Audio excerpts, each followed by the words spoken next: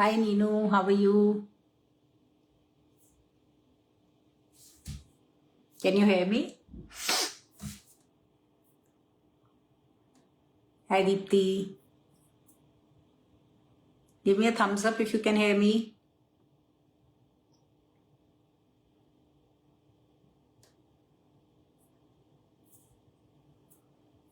Let's wait for another minute and then we can start.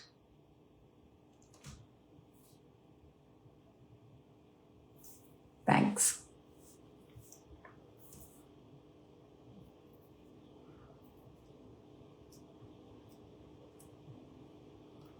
Thanks Nino, thanks Deepti.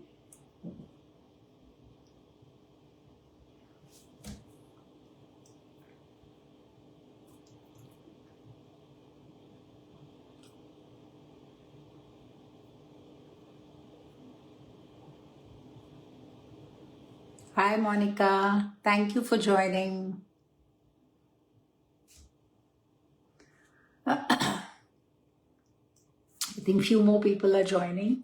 Let's just wait for a few more seconds before we dive deep into this so important topic. Like I think all of us women, we are facing this. So yeah, let's wait for another few seconds and then we can start.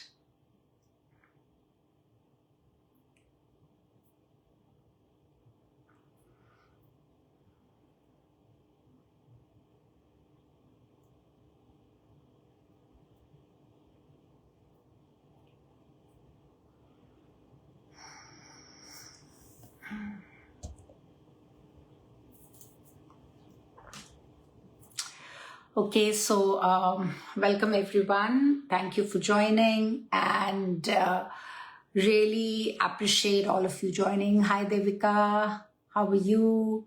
Thank you for joining. So today I'm going to discuss something very, very important, which is belly fat. So if you are a woman who is in her 40s or 50s or even late 30s for that matter, like these days menopause comes pretty early, there's so much of toxins in the environment that our hormones are impacted, you would have started noticing a shift in your belly fat, like, out of nowhere, whatever you're doing, this is one place where you're not able to control your fat. You feel as if it's just sticking on there, it's holding tight. So yes, you're not alone.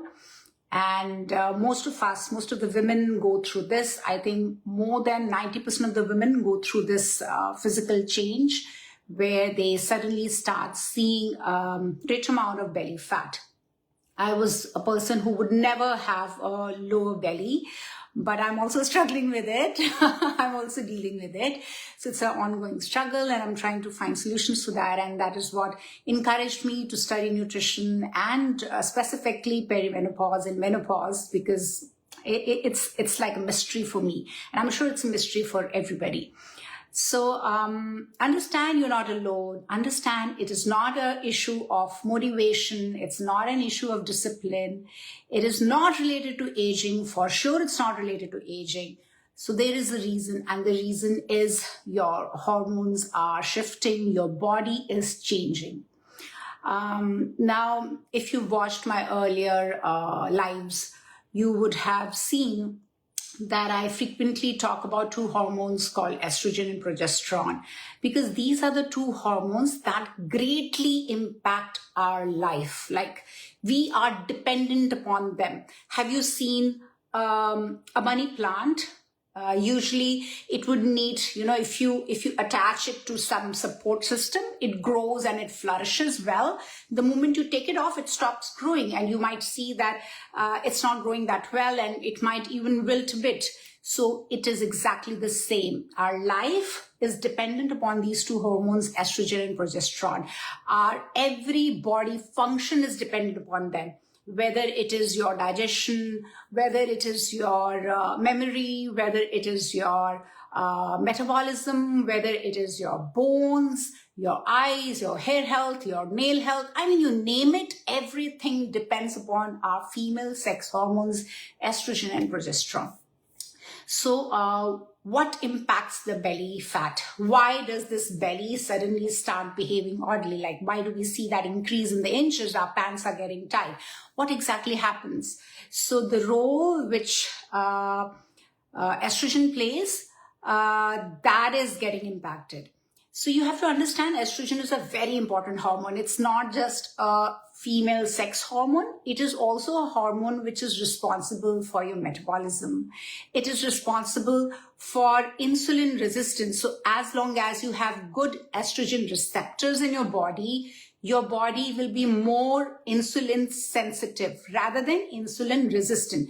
So have you seen in play schools, usually there is a monitor who's kept during the lunch hour to make sure that all the kids are going out of the class during the lunchtime and going out and playing, and nobody is sitting in the class. Exactly same. Estrogen is a monitor which helps to regulate the secretion of pancreatic insulin in the body. This is that hormone, insulin is that hormone which helps to, kind of absorb the glucose in the cell and take it to different parts of our body, wherever the energy is required, to our muscle mass, to our different organs, to even for the fat storage.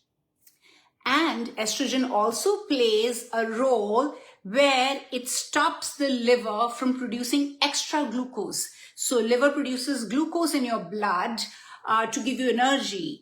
And if there is no estrogen to kind of stop it, there is no monitor to stop it, what is going to happen? Your liver is going to produce too much of glucose in the blood, and that is what results in insulin resistance or type 2 diabetes. So I have seen many clients of mine, like I can't tell you the number of clients that I've dealt with, the female clients who are there in 40s, late 30s, early 50s, going through these transitional phase and, having metabolic imbalances, specifically type 2 diabetes, which is also a lifestyle diabetes.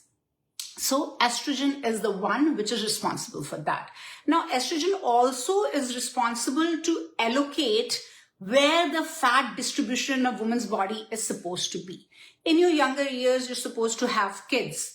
So that is why estrogen decides the fat distribution should be there on your breast. The fat distribution should be there on your lower part of the body, your hips, your thighs, because you're going to hold a baby there. So once your estrogen starts declining, this fat distribution goes all over the place. Your body is not able to understand, and that is why that shift which comes, the fat which used to be stored on your breast or on your hips or on thighs kind of moves towards your belly. And it is a protective mechanism of your body. So why is that protective mechanism? I mean, I always wonder what exactly is happening. So when I studied, I realized that your brain kind of sends signals to your ovaries to produce estrogen to manage these things, to manage the glucose in your body, to help your better digestion, better elimination, detoxification. There are so many things that estrogen is responsible for. And when the ovaries are not able to produce that estrogen, because obviously, with as you enter 40s and 50s, your egg quality goes down, and there comes a phase where, your body is supposed to stop reproducing. Your ovaries and the whole reproductive system here gets very confused because your brain is constantly shouting at it, produce estrogen. I need estrogen to function, like the brain function also needs estrogen. And when it does not get that, your ovaries get overworked and they get inflamed. So reproductive system out here is under inflammation because it's very, very stressed. That inflammation results in protecting of this body because, it's almost like, I don't know how to protect myself. Your ovaries are screaming, your uterus is screaming. I don't know how to protect myself because I'm not able to produce the estrogen, which I was producing earlier. So I need to save myself. And the only way to protect or to save is to bubble wrap your reproductive system, your reproductive organs. And when that happens, that is the fat storage which is happening. And that is why you see the shift in your belly inches over the years, especially in your 40s and your 50s. Second reason is, of course, your sugar imbalances. Now, we all are guilty of not eating enough protein. This is widely studied. There is so much of research behind that. Protein is not just required for people who are going to the gym. Protein is your daily requirement. It is your building block. Protein is made with amino acids, which are your building blocks, which are going to help repair, build your muscles, build your organs, help you build that body. So if you're not having enough protein, you're not going to have enough muscle mass. If you don't have enough muscle mass, you are not able to balance your sugar well. Your sugar imbalances are created in the body because of less muscle mass.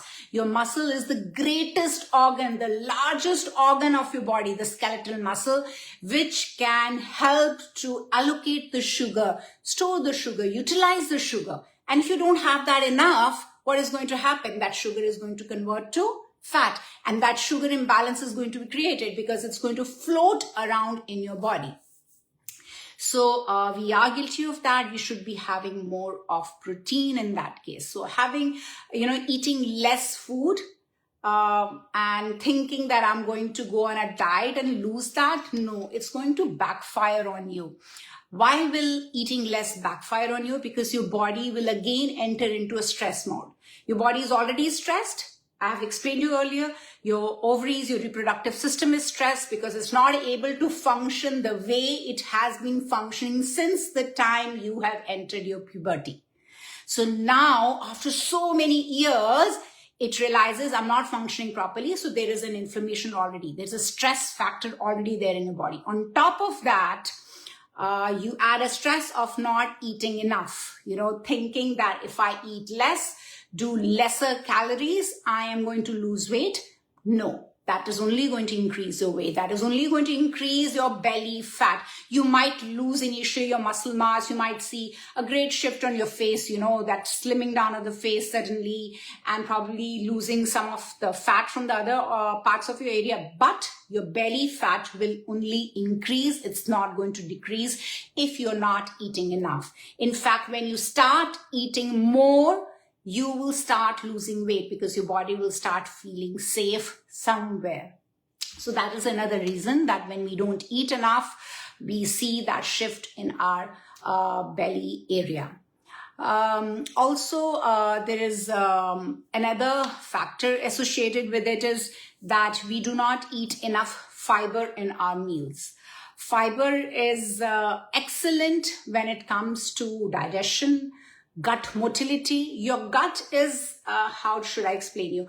It is like a blender. Okay, a blender. The blades in the blender needs to move, right? So if you do not have enough fiber, those blades cannot move. Your gut cannot squeeze the food down your intestines to your colon for elimination. So for gut motility, you need fiber. And if you look at our meals on a daily basis, we are not having enough of fiber. So fiber could be another reason that, you're seeing that belly increase in your belly because you're not eliminating enough. You're not metabolizing your estrogen. You are leaning towards nutritional deficiencies because of that, because your body is not able to, when your body is not able to eliminate, how will it absorb more? It's like a sponge, right? There is a limit to it. So that is also an important factor. So the factors which we have discussed so far is your estrogen, which is so important. It impacts your protein intake, that gets impacted. Your fiber intake is really, really important. And of course, with protein intake also comes your muscle mass. You should be doing your strength training, building your muscles so that you can balance your blood sugars better. Another thing that I can add out here is having sleep. So if you are not sleeping well, and when I say sleeping well, at least 7 to 8 hours of sleep, you are resulting in higher cortisol levels. Now our body moves in a circadian rhythm. Okay, so in the daytime, our cortisol is higher and our melatonin is on the lower side. By the time it comes, there is evening, our cortisol should slowly, gradually go down and melatonin should come up. Now, because there is so much of inflammation in the body, your cortisol doesn't come down the way it is supposed to come down. It hovers somewhere here, like whereas it should be down below. Because of that, you're not able to fall asleep well. Because of that, you're not able to sleep well. So, and in the morning, when you've not had a good night's sleep, your cortisol is not able to come back up efficiently. So that is also important. It is not able to reach to a level which makes you feel fresh and active. So sleep is a major factor when it comes to your belly fat. How can we make our sleep better? I have always advocated taking magnesium supplements, especially magnesium glycinate. I personally use magnesium bisglycinate from a brand called CanPrev. It's a local Canadian brand.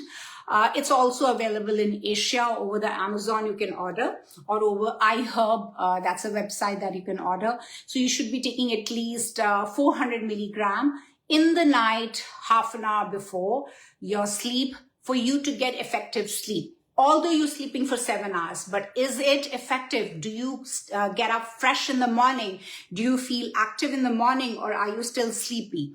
So to have a good night's sleep and for your body to feel relaxed, magnesium is a very important supplement. And our food is very, I would say, it's not able to provide us the optimum levels of magnesium. So taking magnesium supplement is highly recommended. Now, to bring down your cortisol levels, that means to bring down your inflammation, there are certain supplements that I can recommend you. I can recommend omega-3. Omega-3 is a very important supplement. It helps to bring down your inflammation, especially in salmon and walnuts, and flaxseed oil. So for my vegetarian clients, this is what I usually recommend: 1 tablespoon of flaxseed oil over your salad. Please remember, you cannot cook flaxseed oil. It has to be eaten raw. The moment it is heated, it turns toxic.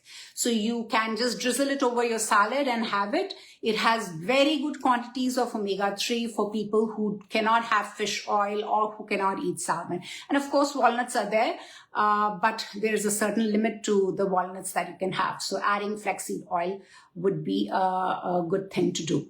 Another way to bring down your inflammation would be doing mindfulness practice. I know it might sound cliche, but yes, meditation is good. Journaling is good. Brain dump is a very good exercise just before going to bed. If you can keep a notebook on your bedside, or probably on your phone if you want to make some notes, just dump your brain down. Just put your thoughts down there so that you can empty your brain practically, so that these thoughts don't disturb you. In the morning, you can do some box breathing. I have shared the technique for box breathing multiple times on my Insta handle. You can have a look there. It's just a 5-minute exercise. You can do it 3 to 4 times in a day.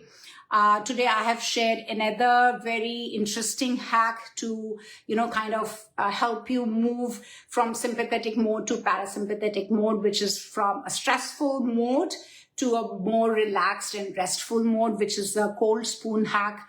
Just keep 2 spoons in the freezer for 15-20 minutes behind your earlobe, this section here. Use the back of the spoon here, press it firmly, and then kind of massage this area on both the sides for a minute. That's it, just for a minute. And on the nape of your neck here, the joint which is here, you could massage that section also with the spoon. This also helps to bring down your cortisol levels, for your brain to calm down a bit. That screaming of, continuous screaming of produce estrogen, produce progesterone, that can calm down quite a bit. So you can try these hacks to feel more relaxed. And then there's one tip which I usually give my clients, which is called 3-3. Just a second. which is called 333 hack, which means having only 3 meals a day, no snacking. These 3 meals should have 3 important things: protein, fiber, and a healthy fat. Examples of protein we all know. Eggs are a good source of protein, Greek yogurt, chicken, cottage cheese, paneer, legumes, soy, fava beans, your beans as such, your black-eyed beans, red beans, these are good sources of protein. Protein powder also, if you are okay to take protein powder. Fiber would be having good amount of vegetables in your meal, including chia seeds. It has good fiber. 1 tablespoon of chia seeds has good amount of fiber. So having 1 tablespoon of chia seeds daily. And then healthy fats is avocado oil, ghee, and olive oil and coconut oil. And the last 3 in the 333 is keeping a gap of 3 to 4 hours between your meals. That would be ideal. So this way you will not only be practicing so-called intermittent fasting, you will be giving some rest to your body in the night, but also making sure that you're having 3 full meals. So 333 is 3 meals a day, having 3 things in your meals, and all the 3 meals, that is protein, fiber, and healthy fats. And the last one is keeping at least a gap of 3 to 4 hours between your meals. Hydration is another important factor. We all are guilty as charged. We don't drink enough water, especially if you're living in a colder country such as Canada. We kind of skip on the water factor. So make sure to put alarms and drink water, because your water help you to eliminate the toxins. Once the toxins are eliminated, your body's inflammation will gradually come down. The whole idea here is to help and support our body. Now that the estrogen and progesterone, the supporters which we spoke about initially for us, are not available in the later years of our life, we have to take charge. We have to provide those supporters. Those supporters would be your healthy meals, having water, good sleep, working out, building muscle mass. These all are important. Now, for estrogen, I would say, having foods which mimic estrogen, which we all know is soy. We can eat soy. If you are having organic, non-GMO product, soy, then you are kind of safer on that section also. And Costco has really good organic non-GMO soy products. Tofu is there available. So you can have that to mimic estrogen, and flax seeds. So having 1 tablespoon of flax seeds daily will help you to will help your body to kind of mimic the qualities of estrogen. So your body will not kind of crave for estrogen so much. So you can add that also in your meals. Another tip that I can give is that breakfast is really important, guys. Please do not skip your breakfast. Ideally, you should have your breakfast within first 2 hours of your waking up. Going and grabbing that coffee first is not going to help you reduce that belly fat. It's not going to help you. I can guarantee that. So make sure that you have healthy breakfast in the morning, which has good amount of protein, at least 30 grams of protein in that. 30 grams of protein would be probably a palm size serving of a chicken, cottage cheese, a bowl of Greek yogurt. You can make a nice smoothie, adding your flax seeds and your soaked chia seeds to that, and you're done. You don't have to worry about having them later in the day.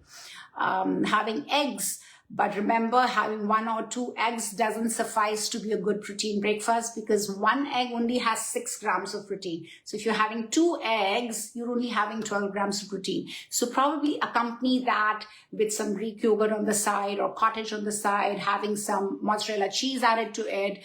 I know most of the ladies would be wondering that why should be asking us to eat so much, because as I said earlier, eating more will help you to lose weight. It is not going to hinder your weight loss. It is going to help you to melt that belly fat.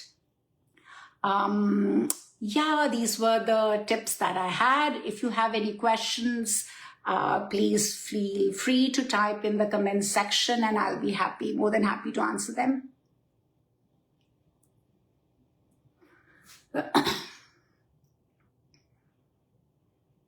Don't be shy, you can type it.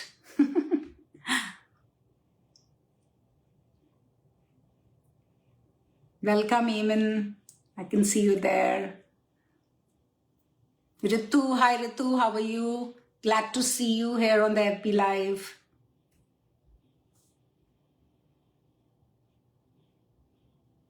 Hi Shilpi. Okay.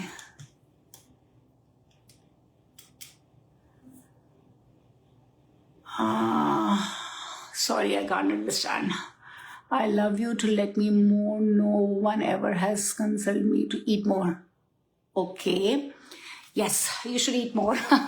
You should not eat less. Eating less is not going to help your body. You have to understand this thing. It's a very basic thing. When you eat less, what are you doing? You're starving, right? That is why you're eating less. I've seen this trend of having less than 1,000 calories in a day. People doing intermittent fasting for probably 18 hours, 20 hours in a day. How can you have 1,400 calories in one meal when you're just doing one meal a day?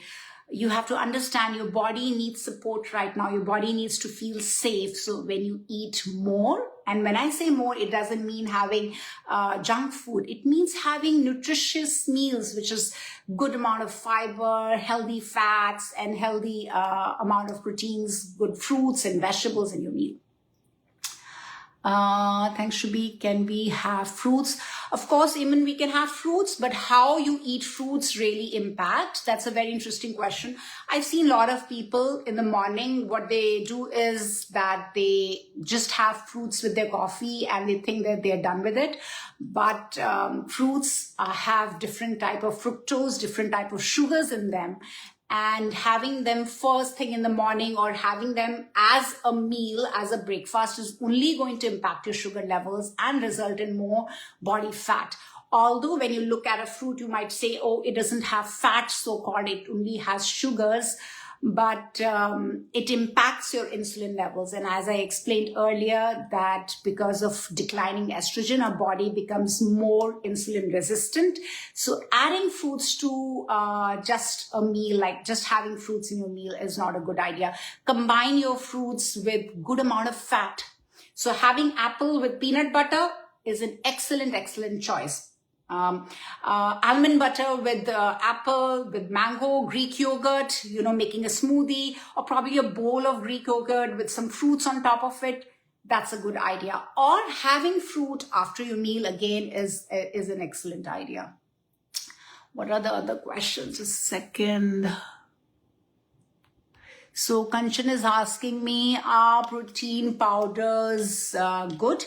Yes, Kanchan, if you're not able to have enough protein through your meals, then of course you should take protein powders. There's a protein powder called Good Protein, which is available in Canada. It's a local brand. That's a very good protein powder because it is made with, it has more natural ingredients. In comparison to other whey proteins which are available. It has legumes and pea protein and lots of spinach and other vegetables available in that. You can have a scoop of protein powder, not at all an issue if you're not able to fulfill. Rashmi, you have said hi, tofu too. I'm not able to understand your question. Please, can you ask me? Thank you, Shilpi. Thank you. I'm glad you liked it. Should we start day with smoothie or coffee? Never a coffee. I would never recommend that. Even if you start your day with coffee, you are only going to increase your cortisol levels. So if any of you have ever, been to a gym and, been that gym junkies, you must have observed a lot of people take pre-workouts. What are pre-workouts? Pre-workouts have huge amount of caffeine in them. What does caffeine do to you? It makes your cortisol go higher. It makes you feel active. And that is what you don't want early in the morning, right? You want to support your body. You do not want very high levels of cortisol. So having coffee first thing in the morning is a bad idea. I would say have a smoothie, but your smoothie should have protein in that. Do not just have fruits and vegetable smoothie. Then Monica says, I feel after taking protein powder every day, my body weight increases drastically. So, Monica, first of all, what kind of protein powder are you taking? That is first thing important. Secondly, what kind of workouts are you doing? Your body, it comes down to also that are we overloading our body?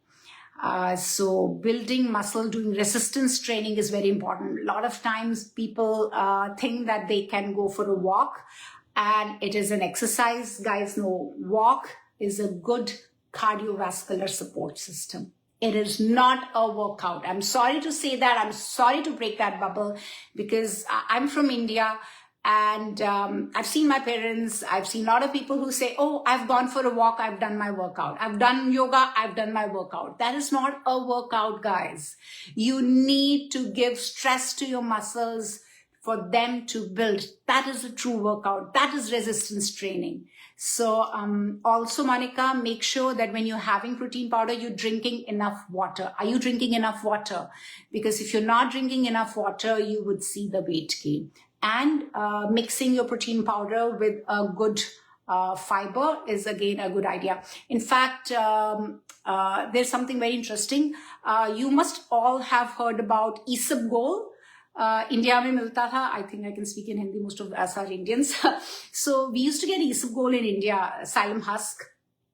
Having just 1 spoon of psyllium husk in the evening every day will not only help you to have better elimination the next day, but it also helps in better digestion, better gut motility, and also it's a fiber. It's an insoluble fiber. So the fiber part, which I was talking earlier, you can add that also in your meals. But never ever have psyllium husk without water. You should always mix it in water. Please understand, it has a choking hazard. So mix it in water, start with half tablespoon initially and then gradually build it over, because sometimes people do get gas and bloating. It is a fiber at the end of the day and it feeds your good gut bacteria. What about collagen supplement? Shilpi, collagen supplements are, of course, good. The purpose of the collagen supplement is much different than a protein powder. A collagen supplement will help you to have better hair, better nails, and better skin, because that is what holds our skin. You know, it holds our skin tight. That is what holds our hair well and gives that volume. Our nails are not brittle because of collagen. So, of course, you can have collagen. There is for vegetarians, there is marine collagen, which is available.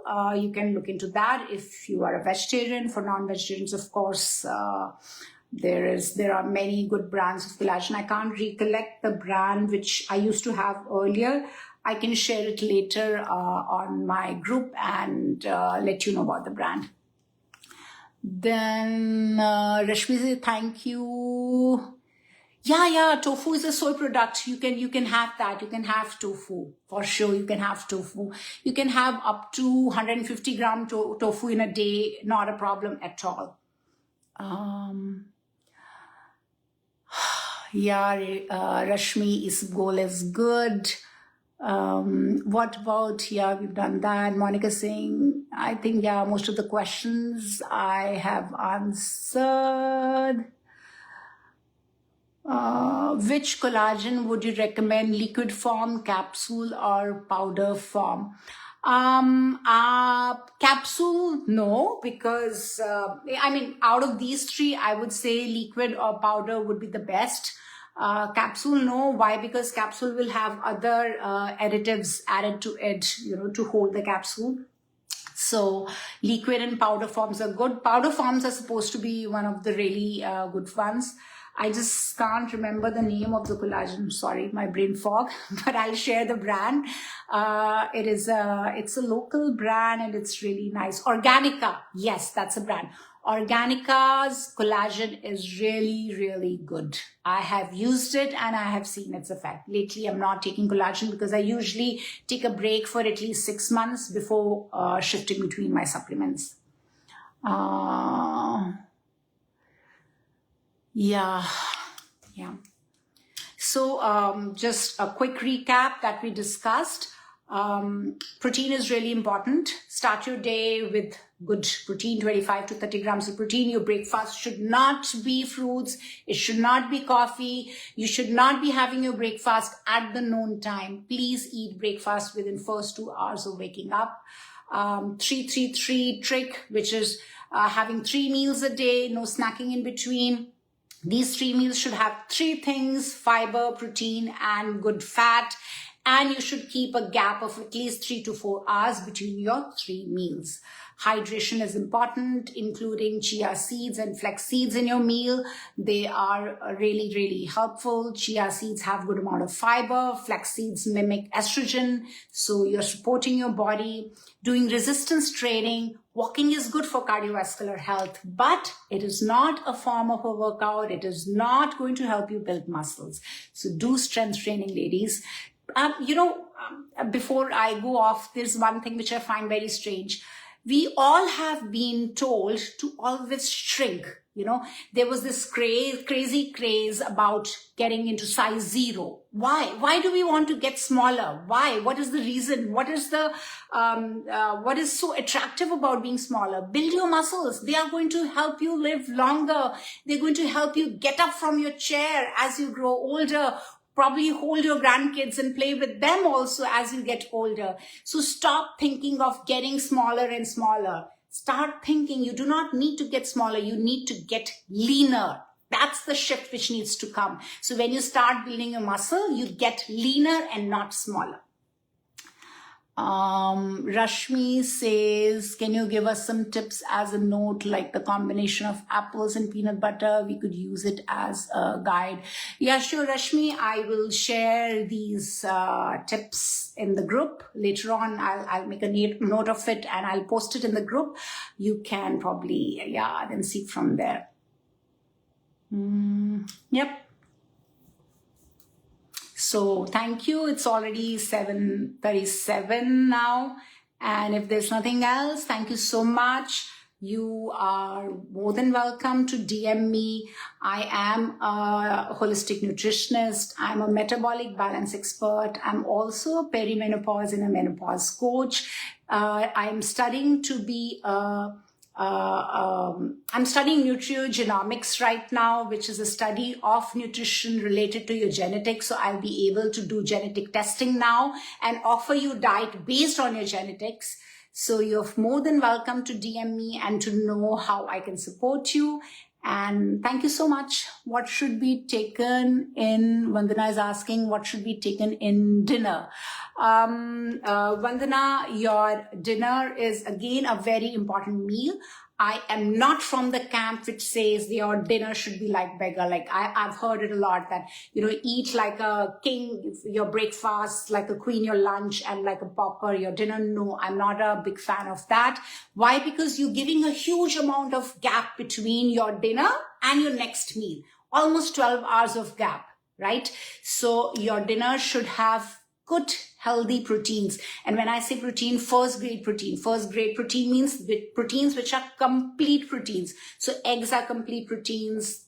Greek yogurt is a complete protein which your body can absorb. So if you have such kind of proteins, probably chicken, then you will have less of sugar imbalances in the night, which means you're going to sleep well. There would be less of cortisol spikes in the night, less of insulin spikes in the night, and you're going to sleep well. Sleeping well means you're going to burn more fat.